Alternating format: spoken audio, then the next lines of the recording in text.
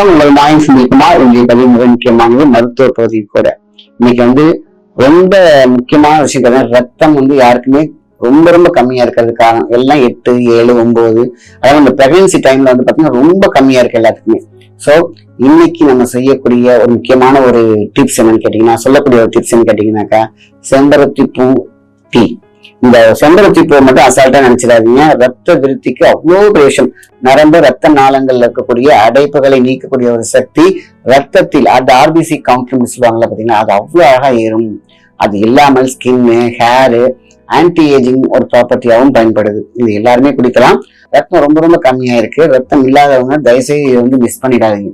நிறைய ஃபார்முலா இருக்கு. காஞ்ச திராட்சை, உலர் திராட்சை, கருப்பு திராட்சை 10-15 நம்ம ஊற வச்சு நைட்டு ஊற வச்சு காலையில சாப்பிட்ற விஷயம்.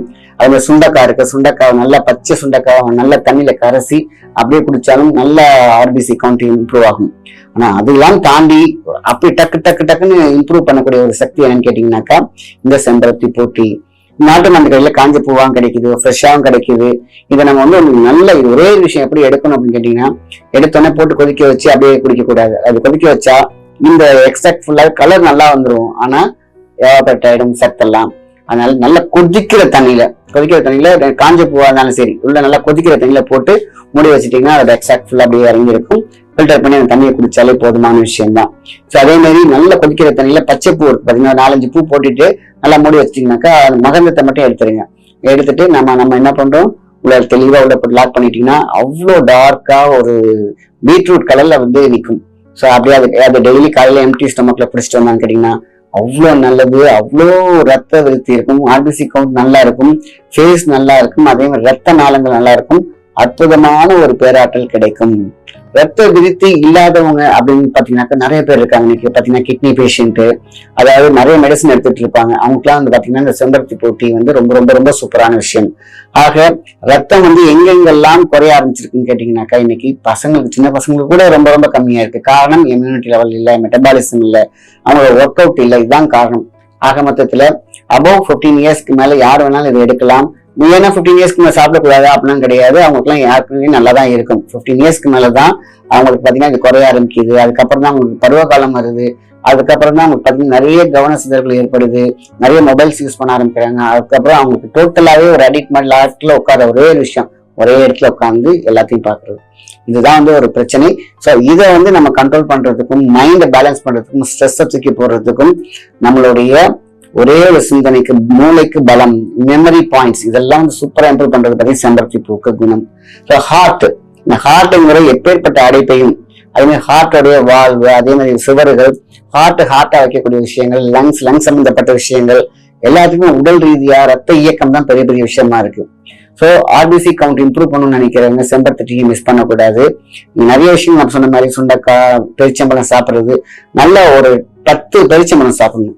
காலையில 2, மதியம் 2, ஈவினிங் 2, நைட் 2, 10 கரெக்டா வந்துடும். ஒரே முட்டா 10 சாப்பிட வேண்டிய அவசியம் இல்லை. நல்லா கருப்பு டேட்ஸா எடுத்துக்கோங்க.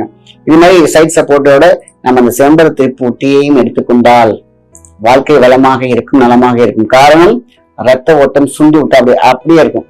இது 1-2 நாள் சாப்பிட்டுட்டு, சார் எனக்கு ஏறவே இல்லை சார், ஒரு வாரம் சாப்பிட்டு எனக்கு ஏறவே இல்லை சார், எடுக்கணும். 48 நாள் நீங்க எடுத்து பாருங்க. உங்களுடைய உடம்புல இருக்கிற ரத்தம் 100% அழகா 10 above அழகா போய்கிட்டே இருக்கும். அதே மாதிரி ரத்தத்துல இருக்கக்கூடிய இந்த கட்டித்தன்மை, தின், அதாவது நம்ம எப்பொழுதுமே பாத்தீங்கன்னாக்கா தின் ஆகக்கூடிய ஒரு சக்தி சூப்பரா இருக்கும். திக் ஆகவே ஆகாது. திக்கானாதான் பிரச்சனை. பிளட் அழகா தின்னா அவ்வளவு அழகா போய்கிட்டே இருக்கும். திக்கா இருந்துச்சுனாக்கா சிக்கல். அதை கொலஸ்ட்ரால் பாத்தீங்கன்னா பேலன்ஸ் பண்ணி கொடுக்கும் இந்த செம்பருத்தி பூ.